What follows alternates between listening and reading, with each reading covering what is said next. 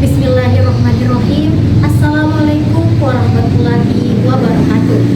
Alhamdulillah, segala puji bagi Allah yang telah memberikan kita nikmat iman dan Islam, nikmat sehat, serta kesempatan untuk berkumpul pada kesempatan yang mulia ini. Salawat dan salam semoga tercurah kepada junjungan kita Nabi Muhammad SAW yang telah memberikan teladan terbaik dalam kehidupan ini. Hadirin yang saya hormati, di era digital saat ini, media sosial menjadi bagian yang tak terpisahkan dari kehidupan kita.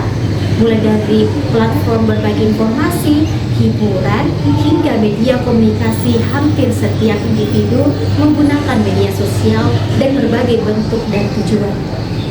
Namun, seiring dengan kemudahan yang ditawarkan oleh teknologi, muncul tantangan besar bagi kita sebagai umat Islam, yaitu bagaimana kita dapat menggunakan media sosial dengan bijak sesuai dengan adab yang diajarkan oleh agama kita.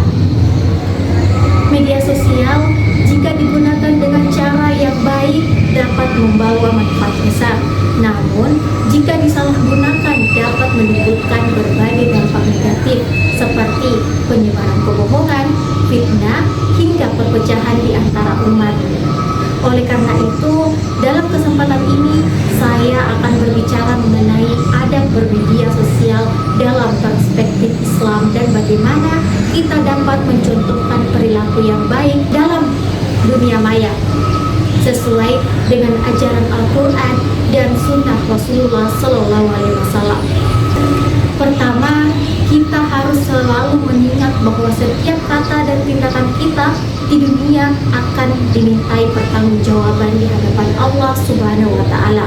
Allah berfirman dalam Al-Quran surah Al-Isra 17 ayat 36. Dan janganlah kamu mengikuti apa yang kamu tidak memiliki pengetahuan tentangnya. Sesungguhnya pendengar, penglihatan, dan hati nurani semuanya akan dimintai pertanggungjawaban.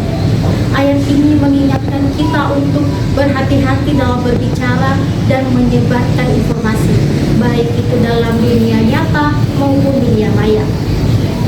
Dalam konteks media sosial, kita seringkali terpicu untuk menyebarkan informasi atau komentar tanpa memverifikasi kebenaran terlebih dahulu.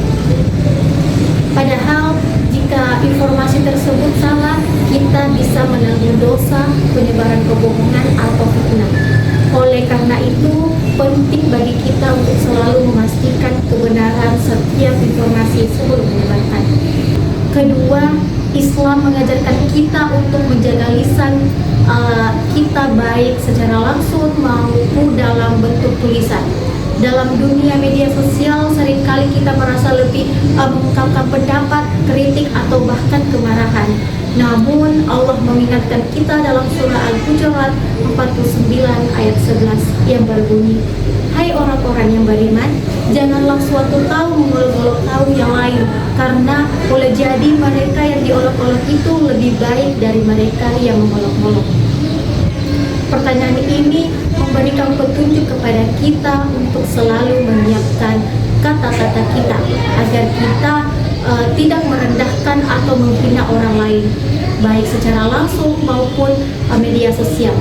Dalam berbicara, baik itu komentar, status, atau unggah lainnya, kita harus memastikan bahwa kata-kata kita tidak menyakiti orang lain dan tidak mengandung unsur penghinaan atau merendahkan. Dan yang ketiga, Islam dalam menerangkan pentingnya menjaga kehormatan dan privasi orang lain. Dalam konteks media sosial, kita sering sekali dengan mudah membagikan foto, video, atau cerita pribadi orang lain tanpa izin. Allah berfirman dalam surah Al-Hujurat 49 ayat 12 yang berbunyi, "Hai orang-orang yang beriman, jauhilah kebanyakan dari prasangka. Sesungguhnya sebagian prasangka itu dosa, dan janganlah kamu mencari-cari kesalahan orang lain, dan janganlah sebagai kamu menjing sebagian yang lain." Ayat ini mengajarkan kita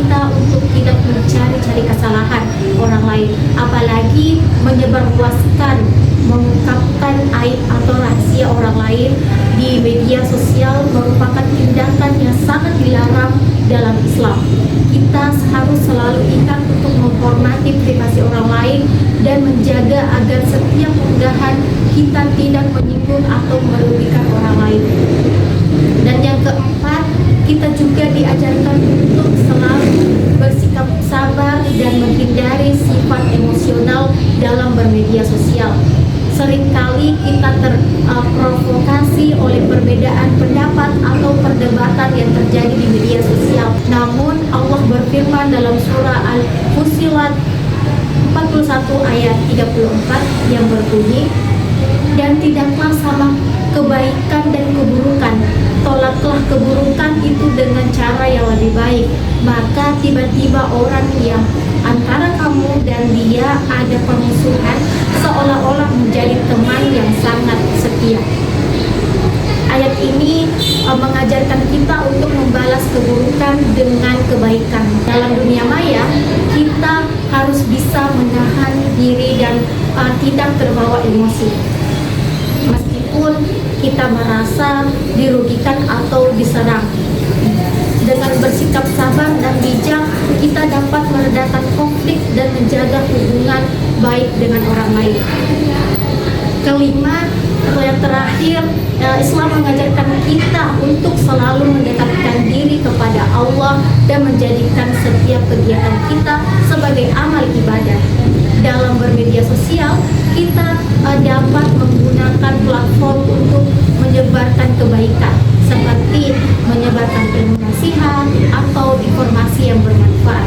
Dalam surah At-Taubah 9 ayat 71, Allah berfirman, dan orang-orang yang beriman, laki-laki maupun perempuan, sebagian mereka adalah penolong bagi sebagian yang lain. Mereka menyuruh mengerjakan yang ma'ruf dan melarang dari yang munkar, mendirikan sholat, menunaikan zakat, dan taat kepada Allah dan Rasul-Nya. Melalui media sosial, kita bisa menyebarkan ajaran yang baik dan memberi manfaat kepada banyak orang. Ini menjadi salah satu cara kita untuk memperoleh pahala sepanjang niat kita memang untuk kebaikan dan mendekatkan diri kepada Allah. Hadirin yang saya hormati, sebagai umat Islam, sudah sepatutnya kita menjadikan adab-adab diajarkan oleh Allah dan Rasul-Nya sebagai pedoman dalam bermedia sosial. Jangan sampai media sosial justru menjauhkan kita dari nilai-nilai kebaikan yang seharusnya kita pegang teguh. Akhirnya, marilah kita bersama-sama berusaha untuk selalu menjaga adab dan etika dalam menggunakan media sosial. Semoga setiap aktivitas di dunia maya menjadi amal yang diterima oleh Allah Subhanahu wa Ta'ala, dan kita terhindar dari keburukan yang bisa muncul akibat penyalahgunaan teknologi.